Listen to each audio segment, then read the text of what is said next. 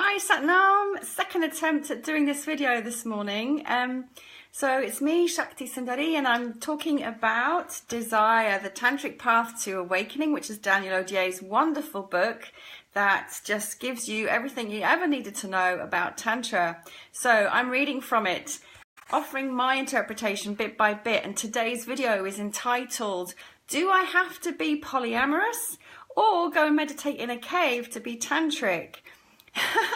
I'm going to be talking to what Daniel Odier talks about in chapter 23, questions, love, sexuality and fidelity, and try and clear up with this video a couple of really common misperceptions about Tantra and what it actually means to live a tantric life.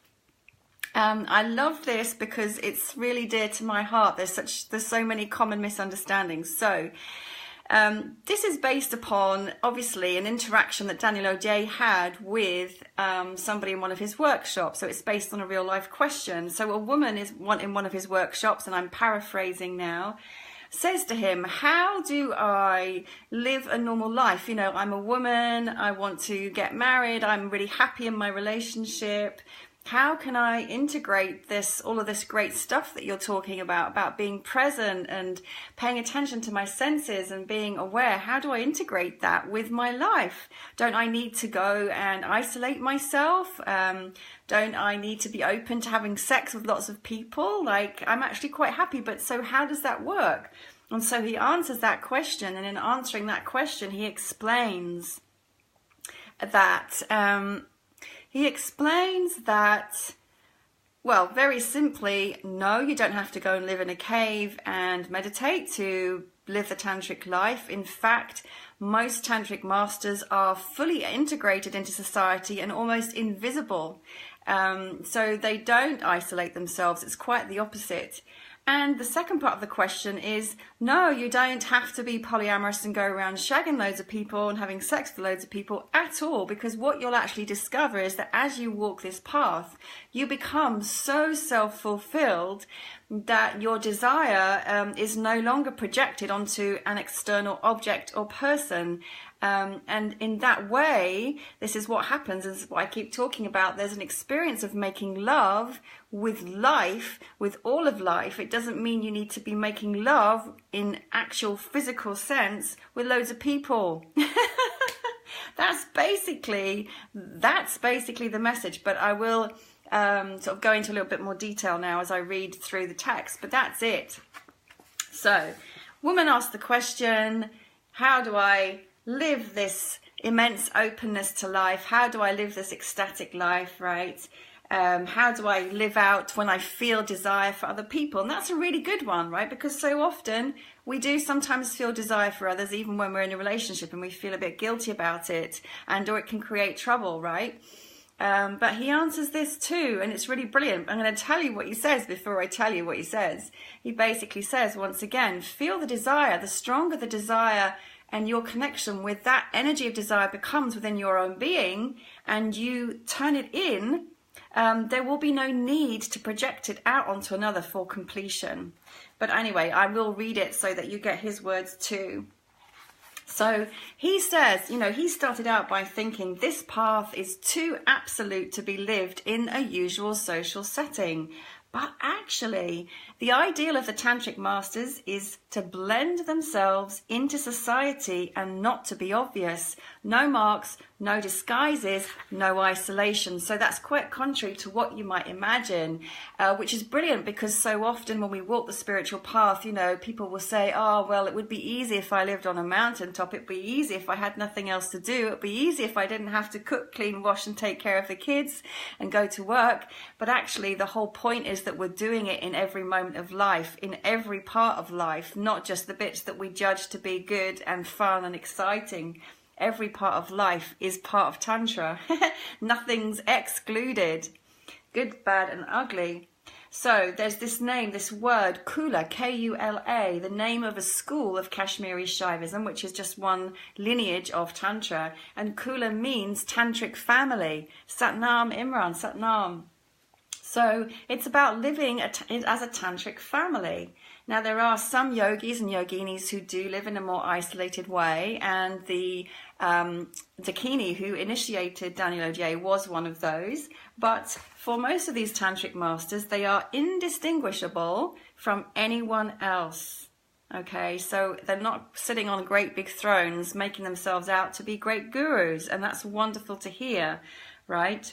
It should be understood, says Daniel Odier, that to live as a tantrika has nothing to do with a rejection of society or a rejection of the ties that exist between men and women. Everything happens at a more subtle, refined level.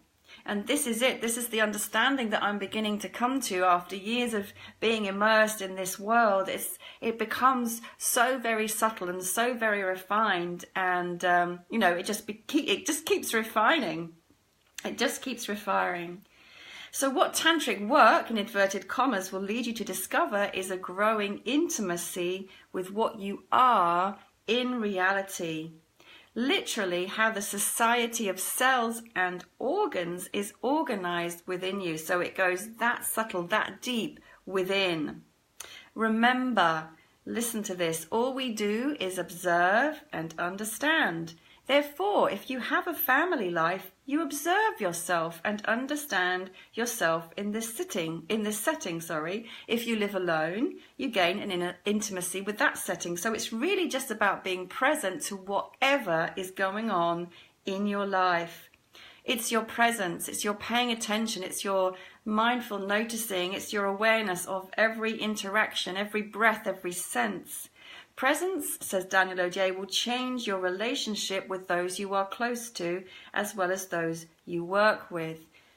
I noticed that actually, he says presence generates harmony, which is what a family needs. I noticed that, I'm not making myself out to be better than you or anyone, but I do notice that in my household with my 2 children, we have this beautiful harmony. It's just, there is so rarely any conflict or upset because we're just flowing together, and there's just this beautiful sense of harmony and love and equilibrium almost all of the time, and I love that. It's one of the rare, my home is one of the rare havens where that is a constant, it's beautiful. So I do understand that reference.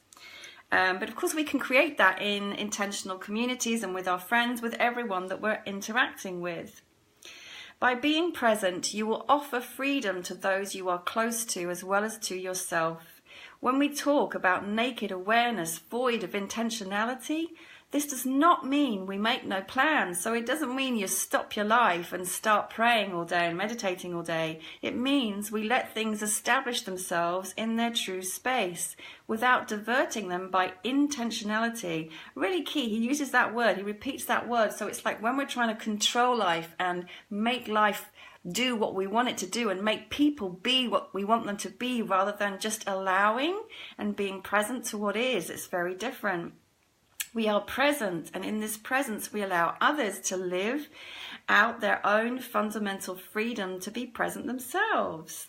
To live as a couple in this way is a never-ending and marvelous practice. How beautiful. How many couples do you know who really live that, who really live in that flowing love and true presence where one is and the other is, and they are both flowing together without trying to control and get something from the other one to fulfill their own needs. Fidelity. So here's the key question, do I have to be shagging around? I have to tell you a story. When I came into Tantra, there was a lot of sexual freedom, and that was exciting to discover my sexuality again in that way. But it was also, being misused a lot, I feel now, in the name of Tantra. If you love unconditionally, then of course you can love anyone and everyone. Of course, then that's used as a justification for sexual activity without respect, without honoring, without boundaries, which can cause all kinds of trouble, particularly for people who've been sexually traumatized. So it really isn't about a sexual free-for-all. You can be absolutely monogamous and you can be absolutely polyamorous. There is no judgment, it's your choice. But what you will discover is, as Daniel Odier says, the more fully you live, the more desire will find itself in a constant tremoring vibration with or without an object. So you don't need somebody or something to satisfy that desire. It's within you. This tremoring will come from you, from your consciousness, from your heart, and will shower down both on those close to you and on those you meet. Even those sitting near you on the bus will benefit from it. I know, actually, my kids often tease me about how when I sit on the underground here in London, that I'm often sitting and I'm kind of semi-meditating and I'm just beaming love. And I sit there with this silly grin on my face, just kind of looking around. And maybe that's a little bit about what is happening, because I'm feeling this love and this joy and this vibration of oneness within myself. As you drink more and more from your own fountain source, dissatisfaction will cease to exist, as will outer demands, because it is the whole of life that brings you this loving tremoring. There is no longer something missing to make up for. It is the unrestrained intensity of your desire that fulfills you now, and no longer the idea of possessing, seducing, filling a void, or feeding your dissatisfaction. Makes me think of the Rolling Stones song, I can't get no, satisfaction. So we're all going around like feeling dissatisfied and then trying to feed our dissatisfaction from somebody else. No, the answer is find the satisfaction within yourself and then shower the world with it. Curiously, says Daniel Odier, you will see that the more incandescent your desire, the less it will turn towards objects of desire, because it no longer needs them to mask incompletion. To mask incompletion. To mask incompletion. This is what the Tantrikas experience and know, and this is what is so misunderstood by those who see Tantrism as a quest for ego-fed sexual satisfaction. Thank you very much. Whoa! The fact of becoming free by finding completeness will enable you to have unusual relationships with other people that are truly warm, sensual, so they involve all of the senses, including your sexuality, but that doesn't mean you need to shag everybody. These relationships will lead you to discover that with each true look, each profound contact of your relaxed and easeful body, you will receive and transmit the teaching, a peacefully, sensually nourishing, authentic human presence. Ho, aho, aho. Your desire will therefore pour out in a new continuous way. There will no longer exist an accumulation of energy that can only find calm in orgasmic release. You will enter into a sphere in which you will be unceasingly in the process of making love. And this is what I talk about, the great making love, right? And enjoying immense pleasure, he says, right? With the whole world, which leaves hardly any room for what we call affairs. You will live the great affair, the one that never ends.